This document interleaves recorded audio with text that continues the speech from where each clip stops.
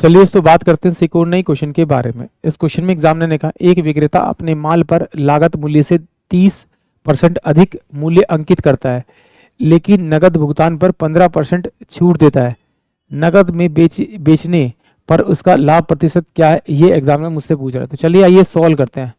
तो मान लेते हैं कि भाई वस्तु का जो कॉस्ट प्राइस है यानी क्रय मूल्य है सीपी वो 100 रुपये है, तो उस पर जो अंकित करता है यानी मार्क प्राइस लिखता है वो कितना 30% अबाउ लिखता है, यानी इसका 30% निकालूंगा तो 30 रुपये, यानी कि उसका जो मार्क प्राइस हो जाएगा वो 130 रुपये हो जाएगा। फिर कह रहा है कि लेकिन नकद भुगतान करने पर 15% की छूट देता है, तो नकद में बेचने पर उसका लाभ प्रतिशत क्या है। यानी कि एग्जामिनर ने कहा कि एक वस्तु 100 रुपये की है, वो उसे 130 रुपये में बेचना चाहता है, बट वो ये कहता है कि भाई जो नकद पैसा देगा उसको मैं 15% की छूट दूंगा।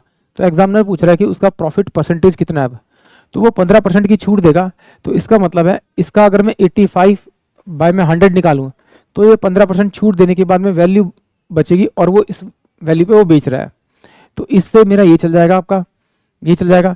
तो इसको मैं मल्टीप्लाई करूँगा तो 5 और 17 हो जाएगा और 5 दूनी 10 हो जाएगा, यानी कि 17 17 51 और 17, तो ये हो जाएगा आपका 1 7 5 12 2, यानी कि 221 रुपये अगर उसका विक्रय मूल्य है तो 200 रुपये क्या हो जाएगा इसका आपका क्रय मूल्य सीपी हो जाएगा, क्योंकि मैंने ये दो है इधर भेज दिया।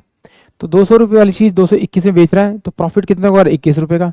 कितने पे हो रहा है 200 रुपये पे, इनटू में 100 करेंगे तो ये कितना हो जाएगा आपका, यानी कि 10.5% का क्या होगा उससे आपका प्रॉफिट होगा। यानी कि ऑप्शन जो मेरे पास में ए होगा वो इस क्वेश्चन के लिए करेक्ट होगा।